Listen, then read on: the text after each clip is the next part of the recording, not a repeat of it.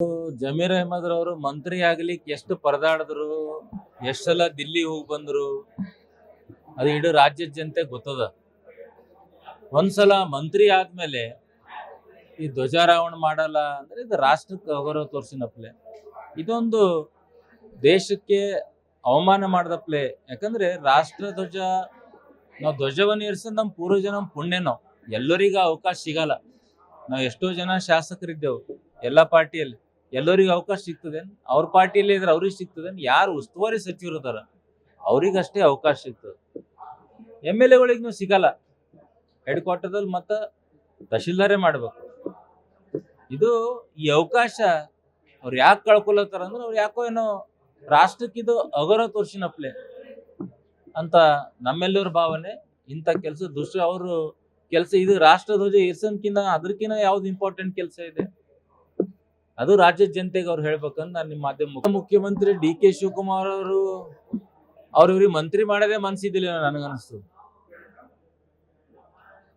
ಯಾಕಂದ್ರೆ ಅವ್ರು 2ನೇ ಲಿಸ್ಟ್ನಾಗ ಮಾಡೋದು ಮತ್ತೆ ದಾವಣಗೆರೆ ಚುನಾವಣೆದು ಅವ್ರ ಆಡಿಯೋ ರಿಲೀಸ್ ಆಗ್ಲಿ ಇದೆಲ್ಲ ಅವ್ರ ತಲೆಗದ.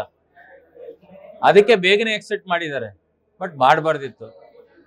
ರಾಷ್ಟ್ರದ ಬಗ್ಗೆ, ಹಿಂದೂ ರಾಷ್ಟ್ರದ ಬಗ್ಗೆ, ಅಲ್ಲಿ ಇಲ್ಲಿ ಧಾರ್ಮಿಕ ಬಗ್ಗೆ ಇತ್ತೀಚಿನ ದಿನದಲ್ಲಿ ಬಹಳಷ್ಟು ಮಾತಾಡ್ತಾರೆ. ಮೊನ್ನೆ ಮುಖ್ಯಮಂತ್ರಿಗಳು ಮಾತಾಡಿದ್ರು ರಾಷ್ಟ್ರದ ಅಗೌರವ ತೋರ್ಸ್ಲತ್ತಾರ ತಮ್ಮ ಸಹೋದ್ಯೋಗಿ ಅಂತ ಅವರು ಯಾಕೆ ಅನ್ಸ್ಲಿಲ್ಲ.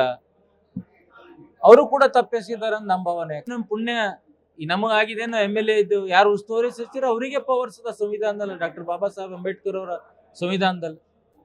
ಅದಕ್ಕೆ ಪಕ್ಷದ ಲೆಟರ್ ಪ್ಯಾಡ್ ಮೇಲೆ ಸ್ಪೀಕರ್ ಅನೌನ್ಸ್ ಮಾಡ್ಬಿಟ್ರೆ ಅದನ್ನು ಸಂವಿಧಾನ ಪೀಠಕ್ಕೆ ಅವ್ರು ಕರೆಕ್ಟ್ ಓದಿಲ್ಲ ಅವ್ರು.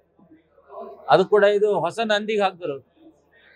ಅರೆ 1 ತಾಸದಲ್ಲಿ ಯಾವ ಎಲೆಕ್ಷನ್ ಚುನಾವಣೆ ಭೂಕಂಪ ಆಗದ ಹೋಗಿರ. ಇಂಥ ಅವಕಾಶ ಸಿಗದೆ ಬಹಳ ಕಡಿಮೆ ಎಲ್ಲರಿಗೆ.